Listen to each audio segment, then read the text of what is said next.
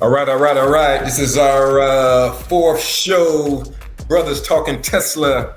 I got my man here, Sadat in the house. All right, yes, sir. Let's do it, man. All right, all right, all right. And it's yours truly, Adrian Little. Yeah, we're just we're two Tesla owners, like you said, and we're always getting together, kind of talking about the cars, and I kind of spilled into the industry, and we kind of started looking at things beyond the vehicle, right, and just seeing what we actually got ourselves into, right, and it kind of took over the conversation, right, and it had its own legs, and we thought the information that we were discussing was so good, that we wanted to share it, right? And so hence where we are today. So if you like what you hear, go ahead and click that subscribe button. We always appreciate it. But as a disclaimer, we're not experts. We're just telling it like we see it, right? Like we see it, like we realize our interpretation of it. Obviously, we try to do the best research that we can, but we're trying to be educational about it too, and bring it in for everyone to kind of understand. Like, hey, like this is a movement. Yeah, this is a movement, and we like to give flowers to people like when they're gone, like Albert Einstein, other Nobel Peace Prize winners, right? When they're gone, they're like, oh yeah, great. Oh yeah, I forgot, man, this guy was really great. All right. But, we got somebody walking around amongst us that's doing big things, and it's just like, yeah, he's a disruptor, right? He's a real disruptor. And but yeah, I just wanted, before we even start, I kind of wanted to throw it out there, like, just to kind of, I don't know, just to kind of reinforce, like, a few years, a few administrations ago, they shut down the NASA program. They said, we're going to go to private. Like, private can do it better.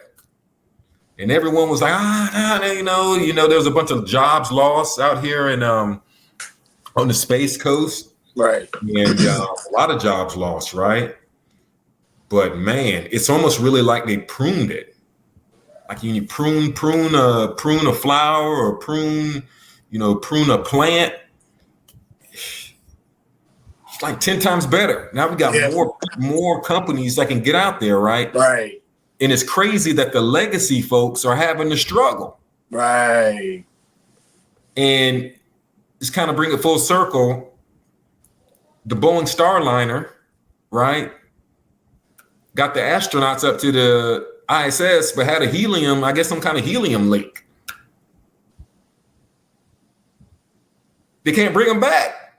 So NASA, they didn't want to risk it in bringing it back. So NASA had to call on who? Elon Musk. Hey man, can you give us a ride back? That's crazy. That's crazy, man. You can't even make that up, man. That's crazy. I don't want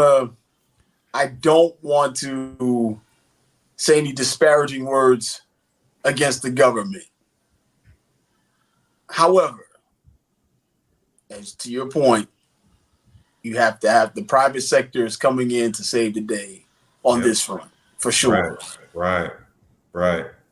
So to me, it's almost there was a lot of,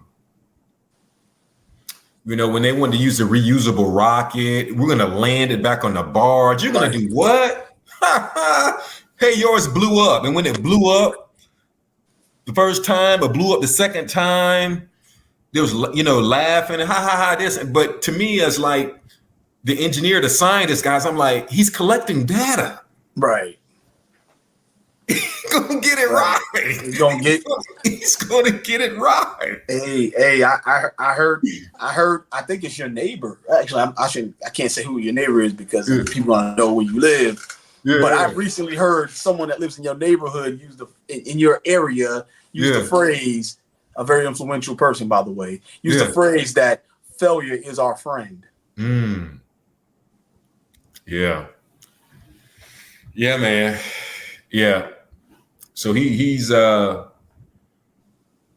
pushing the envelope. Yeah.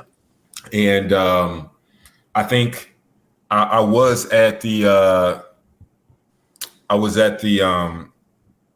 Governor DeSantis press conference at the Space Coast Regional Airport. They gave I think the state gave $5.8 million to the airport so they could build more. I think it's more industrial buildings, right, for the space industry. Okay. And he was saying that they're on track to do over 100 launches over what period of time? This year. This year meaning, okay, so 2024. 2024. So 100 launches on 2024. So do you expect it to go up in 2025? Yes, I expect it to go up every single year. Right. Right? It's gonna be more, right? So where we were used to, shooting up, I don't know how many times the shuttle went up a year, maybe 4, 5, maybe at the most. Right. It wasn't. Right. I don't think it was in the teens at all, right? Wow. But just to kind of show where we are today, just like that's amazing. Yeah. That's amazing. That's impressive. I mean, it kind of teaches a lesson of how quickly technology can evolve. Right. That's right. That's right. That's right. And also when the government gets out of the way. Right. Because the government, like I said, I never saw it before, but it was like a pruning. We had it, they pruned it. And it's blossom now. Right. So, it's amazing. Yep. Yeah, man. But I digress. I just wanted to share that. Yeah. That was this week. But again, that's all in the name of tech. Yeah. All in the name of tech. All in the name of what it is that Elon Musk and those folks that are in that same space are pushing the envelope.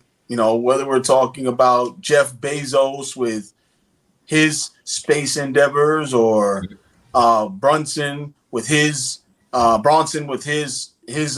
space endeavors. Virgin Atlantic. And obviously Tesla seems to be, or Elon Musk seems to be at the forefront of driving space, pushing exploration on the private space exploration on the private side. Right. It all goes together. Yep. You're right, man. You are totally right. Well, cool, man. Anything good? Anything? What else you got before we get into it, man? Yeah, we were out today, and man. Happy birthday to your wife, matter of fact. I want to get that out there. That's right. All right, thanks, man. Yeah. So it's been a good 48 hours, right? Enjoying and celebrating the missus and getting out and doing some things for her. So that was definitely enjoyable. Yeah. And along the way, what do I see? I'm just seeing and again, every week we talk about it, but it just seems like, again, just this massive increase. I swear to you, I want you to think about this the next time you're out in your car. Okay. The next time you're out in your car, I noticed something today. Literally, I can, it's almost like every second thought I have, I'll see a Tesla. And or once a Tesla is in my sight, if that Tesla leaves, like let's say if I'm driving down the highway and it's like maybe let's say I'm driving 3 minutes and that Tesla and I go on the same pace. Once that Tesla's out of sight, I can have like 1 or 2 thoughts and boom, another Tesla will show up. It's just crazy. They're like everywhere, man. And the scary part is that people might say, oh yeah, the model, it ain't changing, and it's same model from blah blah blah. Model 3, they did some tweaks to it, arguably, right? So it's not dramatically different. But my goodness, how is it that you see like 3 white Teslas like back to back to back to back, or them driving in tandem with each other? I'm driving my gray Tesla, and you got like 3 white Teslas in front of me, or 3 red Teslas. it's just crazy how often, how much, how frequently you see the car. I mean, don't get me wrong. I know the Model Y is the #1 selling car in America. I know it is, but to see it so frequently, and like I said, just the next time you drive and think about it, like, man, like every other thought, boom, a Tesla will pop up. You're at the red light, you're chilling, 5, 6 Teslas show up at that traffic light. It's crazy. Wow. So you don't see you don't see as many Camrys? You don't see 4 or 5 Camrys in a row like that? You know, it's probably the case, but I don't notice it. Right. Frankly, they don't come to mind. You don't have a vehicle. Yeah. Nah. Yeah. And it's probably the case. It's probably there are a lot of those other vehicles. You might see 2 Beamers or 2 whatever, vehicles. But, and again, frankly, I don't know if it's Florida. I don't know if it's South Florida for that matter. But reality is that my observation is that you see a lot of these vehicles. And remember, you and I were in New York. I mean, we were seeing Teslas like. Yeah, that's right. That's right. And they were doing ride sharing, right? You're ride sharing, right? People, they're ride sharing. So, yeah, man, it's something to behold. It's something to behold, man. Something to behold. So, cool, man. So I got one for you. And actually, you know what? I'll save it. Let's go ahead. Let's jump in. Okay. Man. All right. Yeah. All right. So last week we kind of touched on the build your dreams, right? The BYD, right? China's response to the Tesla, right? So their EV offering, right? Mm-hmm. So yeah, let's kind of dive into that. As far as your thoughts on that. Tesla is in the China market, right? Obviously you got BYD over there, right, as a domestic offering. But yeah, let's kind of dive into that, and how you feel that's going to play. Can they play in the sandbox together? What you think? Yeah, I mean, so first thing that always comes to mind for me is, again, these tariffs. And we know today the U.S. has heavy tariffs.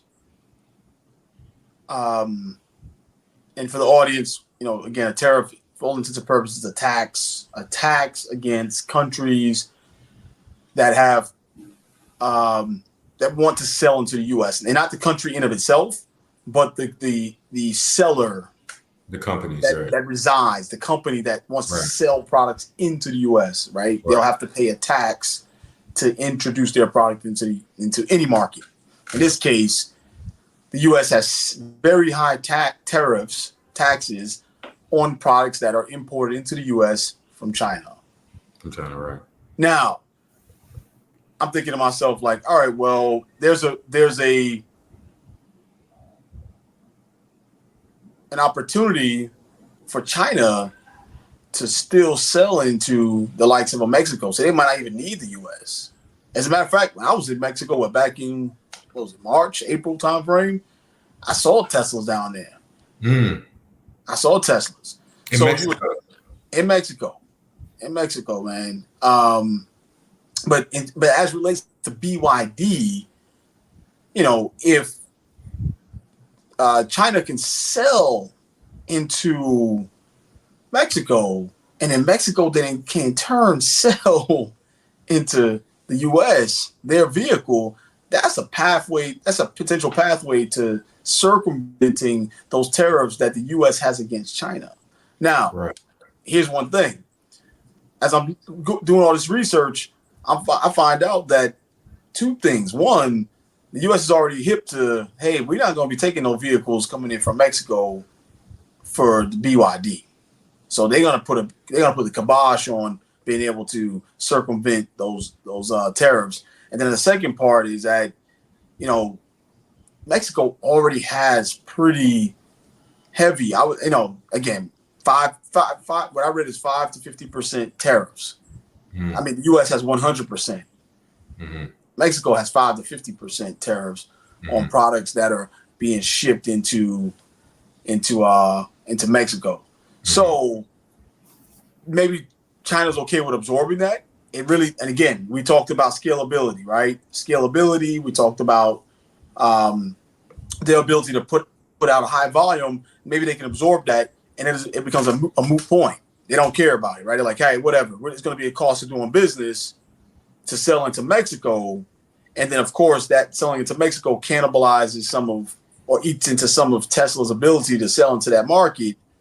Now the trick is, and we've heard this, you and I both know that BYD apparently is saying, hey, we can sell cars at less than 20K.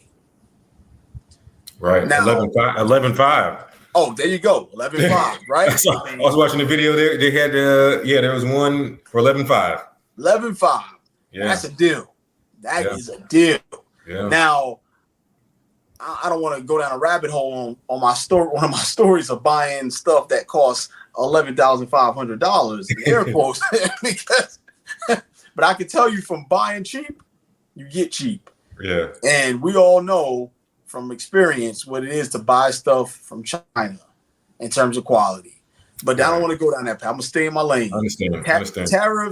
Tariffs are creating, that is going to be the only way, I think, to keep, China out of BYD in particular, out of the the Mexican market for one, and then two, to keep potentially Mexico from being able to sell those same cars into the US. So let me ask you this, Sadat. So the China CO, is there a difference? There's one thing. I think there's one thing if China were to ship their vehicle to Mexico and then sell the end product. Mm-hmm.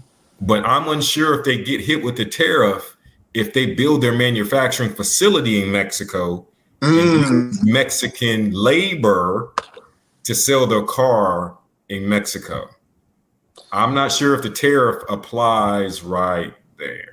Yeah. So I honestly, I'd have to go back and do my homework on that piece. My experience tells me that although the assembly is what you're talking about, the assembly happens in Mexico, could happen in Mexico, and if some of the parts are sourced from countries other than China, could China by right circumvent the tariffs, if you will, by, like you said, doing the assembly, combining with non-Chinese products in the assembly process / manufacturing process, and then importing to the US? There could be a point there. I got to do my homework. My experience says no.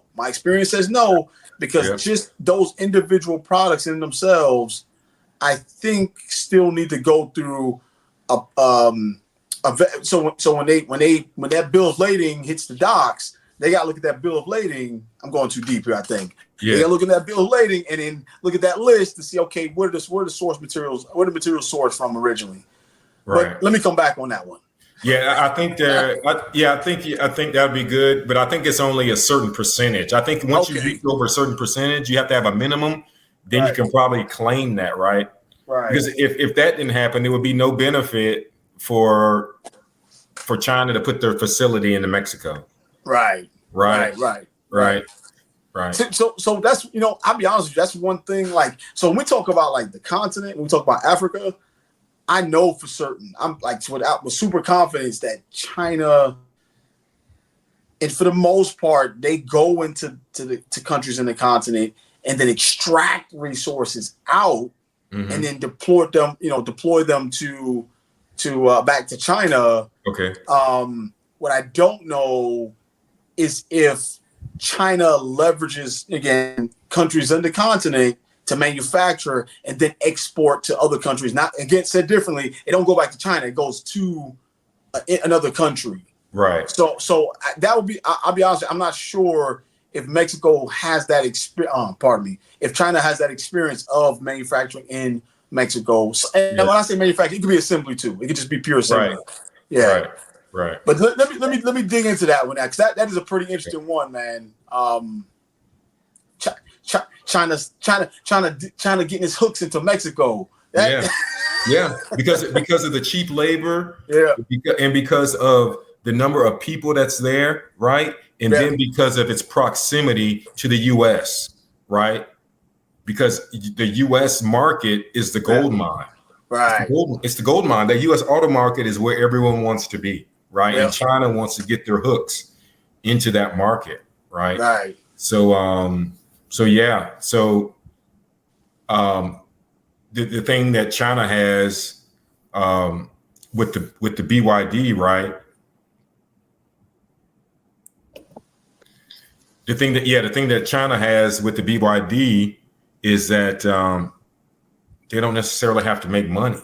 The government it's government backed. Right. That's a different animal. Yeah. Oh, you bring up a good point, bro. Yeah, man. So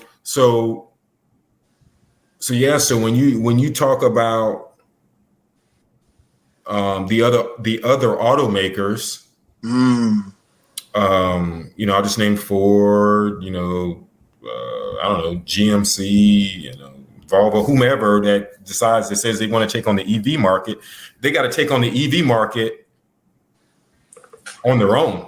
Right. They got to take it. They got to put their own R&D in it. Right. Answer to their own shareholders, and they may not have the stomach to stand firm. Right. Right. Where, BYD can, lose money. Right. They're out for market share. Totally different animal. They're out to flood the market. They want market share.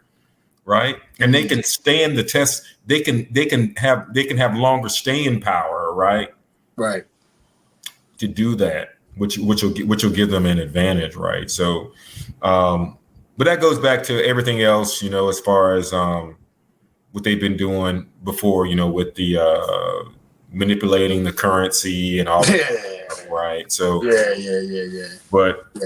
But obviously they're coming, right? So I think one of the things I did want to bring up is we've already talked about the it being subsidized by the government, and it's an advantage, right? But also the fact that Tesla, Elon, is manufacturing vehicles in Shanghai and selling domestically and shipping out to Europe. Right. So he's taking advantage of obviously the less expensive labor. Yep. The labor triage, right? Yep. Yeah. So that he can sell in that market. Arbitrage, right? Pardon, labor arbitrage. Excuse me. Yep. So what's you got any thoughts about his play? And I did take some stats that Tesla's China sales are at will be at 500,000 for the year. Whoa. And then Europe, for the year. And then Europe, it'll be 250K. Okay. And he just got the big thing. Back in April, he just negotiated a deal with China to get their for his FSD. Yes. And to get the data transferred. I don't know where the data is going to be transferred. Maybe it's supposed to be transferred globally. Okay. Right. Okay. So now let's think about this. Now he's already got the data. He's already got the data in US, right? He's collecting that daily, right? Now he's going to get data globally, right? He's going to get data in China, driving habits over there, right? And from what the article that I read, that it's going to allow them to accelerate the development of the FSD. And to me, it makes sense, right? Oh yeah, man. I mean, look. So I'm glad you brought that point because the analysts love that, by the way, because when that was announced, the stock That's right. It shot up. That's right. Shot up, man. That's right. And I'm like, all right. So there's this thing has some legs. So I'm like, okay. Now to your point, the data, frankly, that is the black hole of what why people have so much challenges with trusting doing business in China. So now Elon is going to bypass all that. He's going to bypass all that and go straight to the source. And with having his data, with having direct information about what's happening with the consumer, the mileage, the use of the vehicle, etc., he will be able to do something, frankly, that no company has been able to do in China in terms of being able to leverage trustworthy data, because all the data, frankly, is coming from whether, because, and again, just to say it out loud, and it may not be common knowledge for our audience, whenever a U.S. company or any company for that matter does business brings a company, starts a company in China, by law, that the government has to own roughly 50% of the business. I'm gonna say that again. Wow. The government has to take ownership of 50% of your business. Wow. China some gangsters. China's some gangsters. China's some gangsters, man. I mean, that is just, and so, and guess there's benefits. It's not like, oh, well, I get profit. Yeah, profit is nice. Data is probably better. Right. That's right. So this, what you bring up a good point, and if he's able to get in and the Chinese government lets him leverage that data, it will be almost, it'll be uncharted territory for any company that is particularly in the U.S. that has set their footprint in the Chinese market. Brilliant. Wow. Brilliant.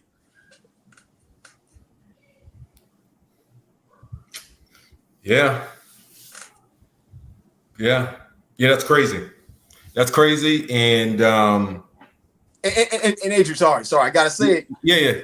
BYD is not going to get the opportunity in the U.S. Let's be clear about that. Right. Yeah. That's going to be kibosh. That will be cut. I mean, look, not to, again, stay in our lane, not to talk about TikTok. But I'm going to tell you. Oh, that's right. Right? You know what I mean? Yeah. Just forget about that. It ain't happening.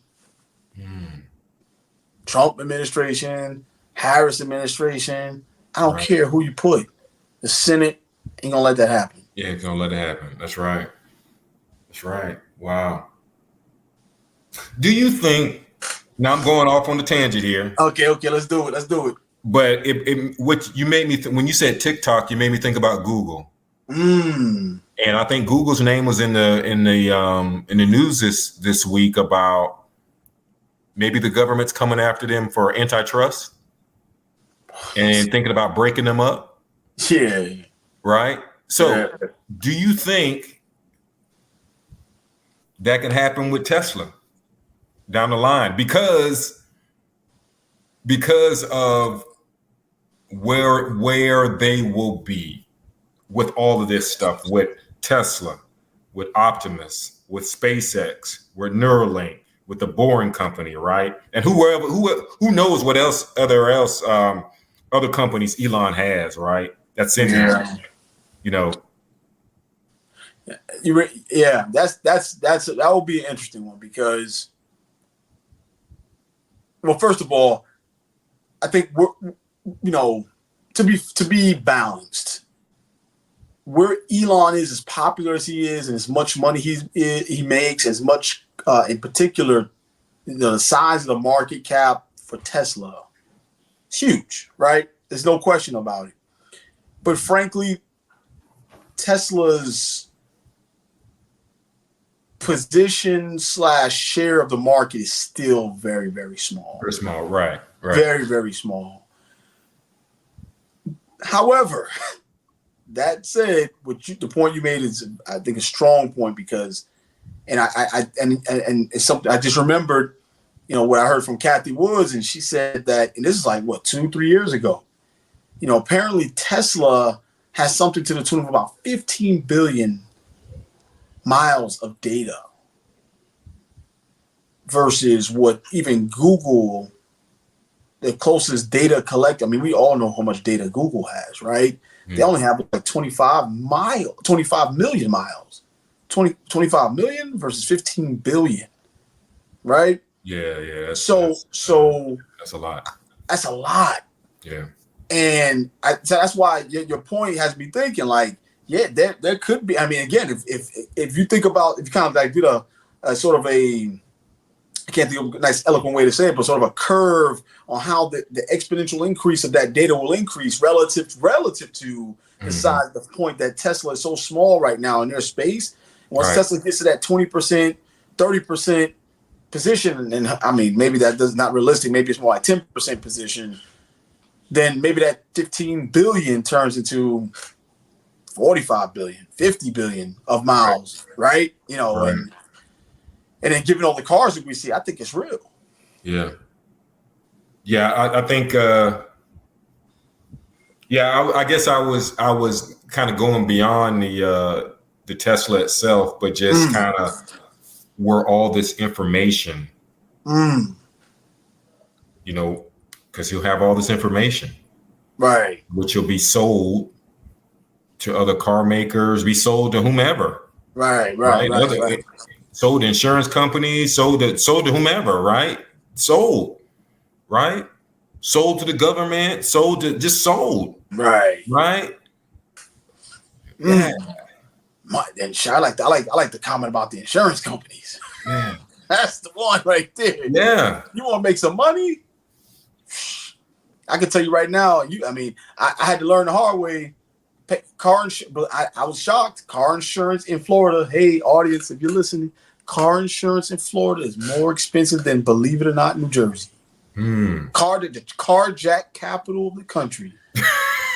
It's cheaper. Not J for Jersey, J for Jack. The Jack. Carjack capital is cheaper than the grandpa capital. Wow. That's saying something. That's saying something. We got to do something.